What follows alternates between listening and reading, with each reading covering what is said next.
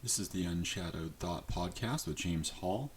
This podcast is dedicated to Michelle Goyevich, Ed White, Caitlin Treacle, and I Chan, and also all the others that have lost their life as a direct result of psychiatric harms. Okay, it's day 7, and doing my audio journal here. So, last night when I went to sleep, I've been having back pain every night. It's kind of going to keep me awake. So that continues to improve.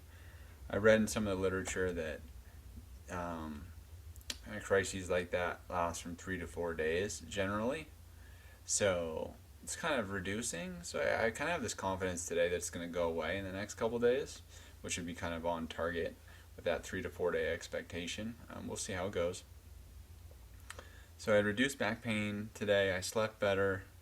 I have a better attitude today. I feel more positive today. And let's see here. So, generally, also, I wanted to mention a couple things. So, if you're doing a prolonged fast, your tongue turns white, you excrete stuff through your tongue, and your mouth gets this kind of like filmy, kind of gross feeling. I noticed it early on in the fast, but I was like, oh, just normal. But apparently, it stays with you through the fast, based on the literature. So, and when it's gone, that can be a sign to break the fast, as long as your hunger is returning with it. So that was interesting, but I hadn't mentioned it before. The other thing is stomach discomfort. Um, it's kind of it's a light thing. It's not too significant. I mean, in honesty, I didn't report at the beginning of the fast because I expected it.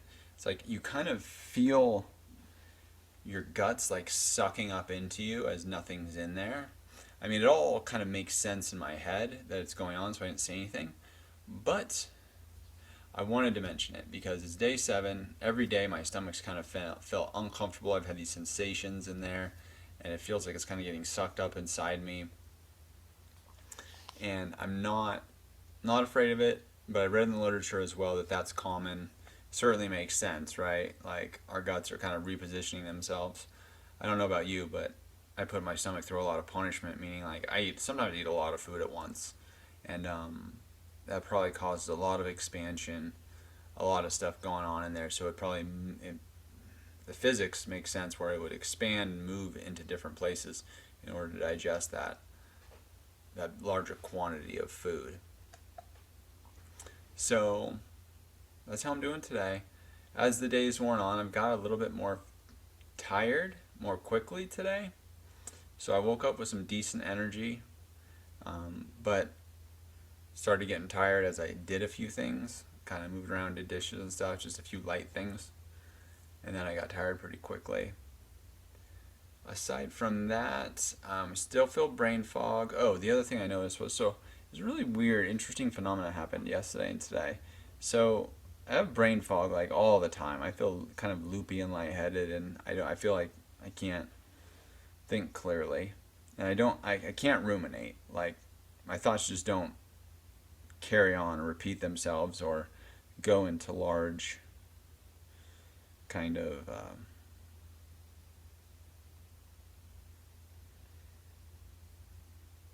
trails, or they don't carry off, and I don't go down large, you know, side tracks of thought. It just doesn't happen. Just it's like I'm incapable of it. That being said, I was surprised yesterday and this morning. I spat out some really articulate words that I really simply and easily, I didn't even realize I was doing it, that fit what I meant perfectly. And it was a surprise to me because I really feel like I'm going the opposite way. And yet, somewhere down underneath how I feel, my brain was actually working pretty keenly. And it was a surprise to me. I pay really close attention to my cognition ever since my TMS injury because it's the primary, for me, it's the primary change after my TMS injury. But it was really, really, really interesting that occurred. So we'll see. It gave me some hope that maybe my brain is healing down underneath everything that I'm experiencing. It's certainly what I would like, what I want. So the one other thing was, eh, kind of gory details, but I don't think this is too bad. I thought when I fasted for this long, my urine would run clear, right? Because there's no nutrients, there's nothing that's being cast out of the body, there's nothing going into the body. So we should be casting out any waste from our stomachs and digestive system while it's happening. But my urine has been yellow, like even a darker yellow at times, then it's run clear when I've drank more. I'm still experiencing the same changes in urine color as I would otherwise, if not more prominently. I thought that was very interesting. So to me, that indicates in my body, I'm still processing and expelling waste far after. This is the seventh day, 7 days after I've had any food. So I don't know exactly what that means. I'm guessing that I'm still expelling waste in some way, and that my body is storing it or holding on to it in some way that was kind of unexpected. I've done some large cleanses, like within the last year, and I always think, oh, I'm getting the waste in my body down to a really minimal level. Like I can't have a lot left in here. I've been eating really clean for a few years, for a number of years, like almost 3 years, and I really crack down and I do cleanses and stuff. So I must be low. It's like I got to be running pretty clean, but indications are to the contrary. Um, Another thought I had was that one of the reasons I did the fast and got really interested in fasting is because something is very wrong with my digestion. So I eat really clean, like whole foods, like either whole meat. I mean, I get my meat from a rancher that I know that does organic feed and raises everything himself, so I know that everything's clean. I eat organic vegetables and fruits. I eat a little bit of other stuff here and there when I cheat, but it's really infrequent. I'm pretty sure I eat much better than most Americans, the vast majority of Americans. And yet I still feel like crap all the time. Yet I don't feel like the nutrients that I'm eating are helping me in any way. I don't. I don't get anything from my food. The best case scenario is I stop feeling as crappy. Like if I eat more lean, and then I won't have as many negative side effects from my food. It doesn't mean I feel good. It just means that I don't feel the drag from eating heavier foods, right? I certainly don't feel a boost from my food. I don't feel like I'm doing anything effective with my food. So I don't know if I'm off base here or what, but I feel like my stomach is not taking in the nutrients that it should be. And when I started the small day fast, the 36-hour fast, the 24-hour fast, I did when I started taking in food again, I felt like my food was actually helping me. It was actually nurturing me. And that's one of the reasons I got onto the fasting kick. So it's just something I wanted to share. So I'm curious for you if you think about it. Do you feel like you're getting nutrients from your food? Or do you feel like you're just eating to eat, like because you're supposed to? I feel like that's a trigger. Like if you're just eating because you're supposed to, that you don't feel like you're gaining anything from your food, why are you eating? Like that seems a fair line of reason for me. I mean, for me, so then I stop eating because I don't feel like I should be, and then I start feeling like I'm getting nutrients from my food again. Something going on there. I mean, that all makes sense to me. Another thought I had today, I was just curious, generally, are you grateful for your food? Am I grateful for my food? When I was eating, I was not grateful for my food. Like, I would tell my kids to be respectful and grateful for their food. I was grateful that I had food. But today I was watching my family eat, and it was the simplest meal. Well, it wasn't the simplest meal, but it was a simple meal. They had egg salad on a piece of sourdough. They had red raspberries, um, something else, like an organic fruit leather. I was watching them eat it. I was smelling the food, and I was like, "This is a bounty greater than I've ever seen in my life. They should be so thankful for their food and that they can eat that." I was like, "This is absolutely incredible." And obviously, most people look at that and they would not think the same thing. They wouldn't even think twice about it. But it was so beautiful and it smelled so good. I was like, "This is just incredible, absolutely incredible." And I was thinking, like, if this someone from ancient times was looking at this, they would feel the same way that I did, right? And yet I knew when I was looking at it and thinking that, I was very aware that I did not think this, a couple weeks ago. And the vast majority of my life is spent thinking that this is just a regular whatever meal, it's not that good. And then today I was thinking how much of a travesty, how much beauty of life, how much incredible nature, fundamental nature of life that we're creating is completely ignored just because it's common now or just because we have an overabundance of it. I think there's something vastly wrong with that. I think if we don't go without, we just can't appreciate things for what they truly are. We start to see everything as commonplace when much of it is not at all. And I think that's pretty interesting. I think it's very telling. Another thought I had today was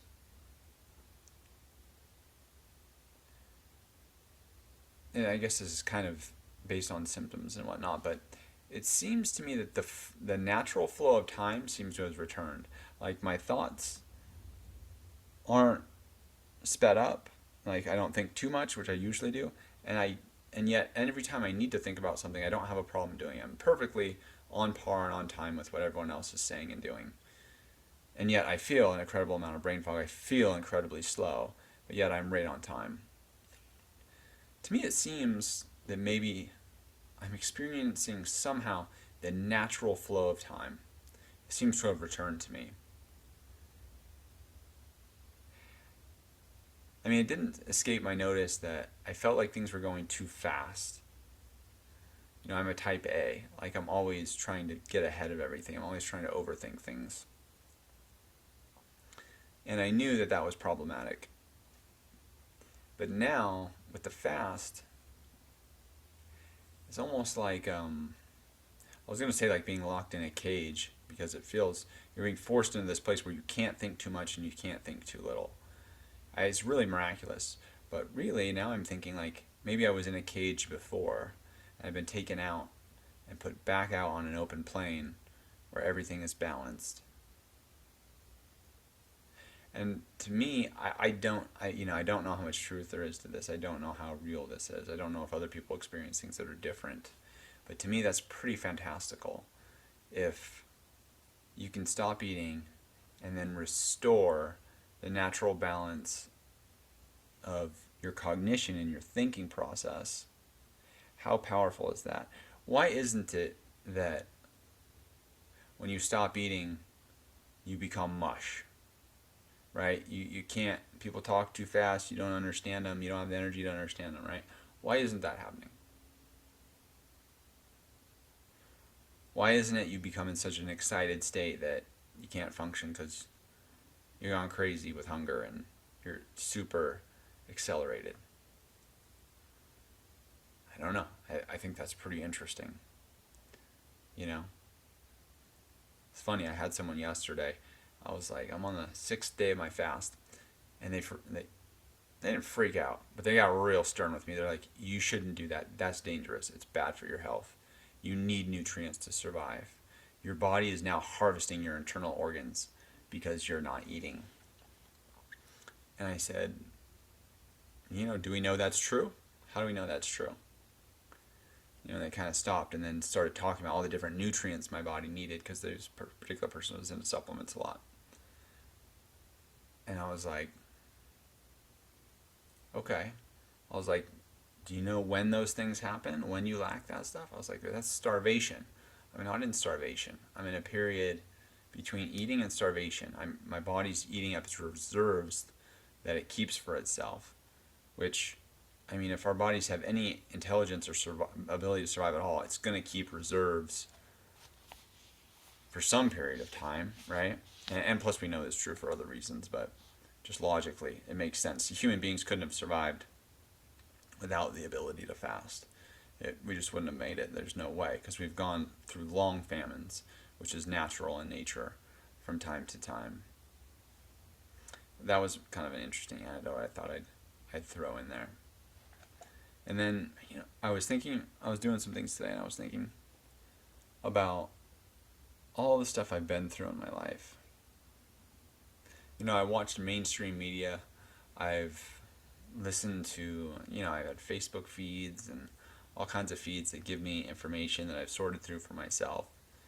And now I don't watch the news at all. I don't look at mainstream media at all. It's a complete atrocity, in my opinion. There is intelligence you can gather from it, but it's so convoluted, and I'm so quick to see what's honest and what's not that it's really disheartening watching that stuff, because the vast amount of it is fictitious, which is funny. I think it's pretty different, because if you look at journalism and reporting 30 years ago, 40 years ago, they would stick to the facts. They would just say, this is what's going on. Now, I can't hear a single reporter or journalist or anything open their mouth without expressing their opinion and their view of what happened. And I just don't. I know how we got here. Everyone has to answer that for themselves. But the question that came to me is like, why are we so intent on listening to whoever speaks the loudest? Why? I don't anymore. I've completely abandoned it. If someone is speaking the loudest, I turn away with almost absolute certainty that I should not be listening to that person. I'm listening to the people that are the quietest. I'm listening to the people that are self-conscious about what they have to say. I'm listening to my neighbor. I'm listening to people around me. I'm listening to members of my community. I'm not listening to people that are not a part of my community, that exist on a different plateau than me, that are wealthy, that have all kinds of access that I don't have, that I don't understand. If I look at you and I don't understand how you are where you are after I've been alive for 40 years, is that a requirement? No. I'll listen to anybody. But I have this high degree of skepticism and a small amount of patience for people's situations that don't make sense, and them trying to tell me something. Just a thought that came to me today. It's the way that I've ended up. I don't know if it's the best way to end up, but that's where I'm at. And I'm really happy with it, but just a curiosity that came to me today. Okay, so day 7, that's how I'm doing. A little bit more tired, but everything else is doing better, so I can't complain. And yeah, we'll see how things go from here. Thanks for listening.